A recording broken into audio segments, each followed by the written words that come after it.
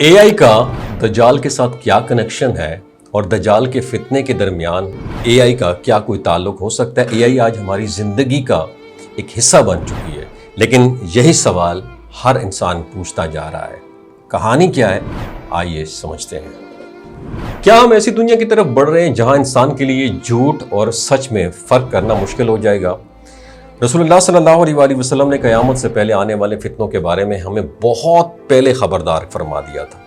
ایک حدیث میں ایسے زمانے کا ذکر ملتا ہے جب جھوٹے کو سچا سمجھا جائے گا، سچے کو جھٹلایا جائے گا، خائن کو امین سمجھا جائے گا اور امین کو خائن کہا جائے گا۔ یعنی ایک ایسا دور جہاں حقیقت کو دھوکے سے بدل دینا آسان ہو جائے گا۔ اب ذرا ایک لمحے کے لیے رک کے سوچئے موجودہ دور کے بارے میں۔ اے آئی چند سیکنڈ میں کسی انسان کی آواز بنا سکتی ہے، کسی کا چہرہ تبدیل کر سکتی ہے، ایسی ویڈیو ڈیزائن کر سکتی ہے جس میں وہ شخص بات کرتا ہوا نظر آئے جو اس نے حقیقت میں کبھی کہیں بھی نہ ہو۔ اسے ڈیپ فیک کہا جاتا ہے۔ جعلی تصاویر، جعلی آوازیں اور یہاں تک کہ جعلی مذہبی حوالے بھی تیار کیے جا سکتے ہیں۔ تو یہاں اصل خطرہ صرف ٹیکنالوجی نہیں بلکہ دھوکہ ہے۔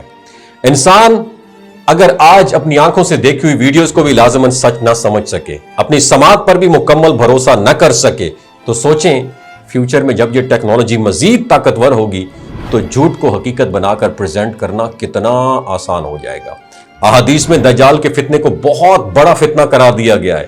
رسول اللہ صلی اللہ علیہ وآلہ وسلم نے اس سے امت کو خبردار فرمایا اور اس سے فتنے سے اللہ کی پناہ مانگنے کی تعلیم دی۔ اور دجال کے فتنے میں انسان کی آنکھ، عقل اور ایمان یہ آزمائے جائیں گے۔ اس لیے بعض لوگ موجودہ ٹیکنالوجی کو انہی روایات کے ساتھ جوڑ کر دیکھتے ہیں۔ کچھ لوگ ان احادیث کا بھی ذکر کرتے ہیں جس میں آخری زمانے میں جوتے کے تسمے کا انسان سے کلام کرنے جیسی باتیں بھی بیان ہوئی ہیں، اور انہیں آج کی مصنوعی ذہانت، جدید آلات یا ایسی ٹیکنالوجی سے جوڑنے کی کوشش کرتے ہیں جن میں بے جان چیزیں انسانوں کی طرح جواب دینے لگ جاتی ہیں۔ لیکن اصل سوال یہ نہیں کہ کون سی مشین کس حدیث کی نشانی ہے۔ اصل سوال یہ ہے، کیا ہم اپنی عقل اور ایمان کو محفوظ رکھ رہے ہیں؟ کیا اے آئی ہمیں انفارمیشن تو دے سکتی ہے، لیکن ہم نے اگر تحقیق کرنا چھوڑ دیا، ہر جواب کو بغیر تصدیق قبول کرنا شروع کر دیا، ہر ویڈیو کو حقیقت سمجھ لیا اور قرآن و حدیث کے حوالے بھی بغیر تحقیق کے آگے پھیلانے لگے، تو ہم خود اپنے لیے دھوکے کا رستہ کھول رہے ہیں۔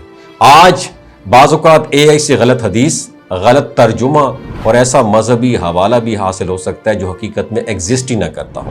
اس لیے دین کے معاملے میں ہمیشہ قرآن مجید، صحیح احادیث اور معتبر علماء کی طرف رجوع کرنا چاہیے۔ اور یہی وجہ ہے کہ اے آئی کو دشمن سمجھنا بھی درست نہیں ہے اور اپنا آخری لیڈر سمجھنا بھی درست نہیں ہے۔ یہ ایک طاقتور ٹول ہے، آپ اسے علم حاصل کرنے، تحقیق کرنے اور مثبت کاموں کے لیے استعمال کریں، لیکن اپنی عقل اس کے حوالے آپ نے بالکل بھی نہیں کرنی۔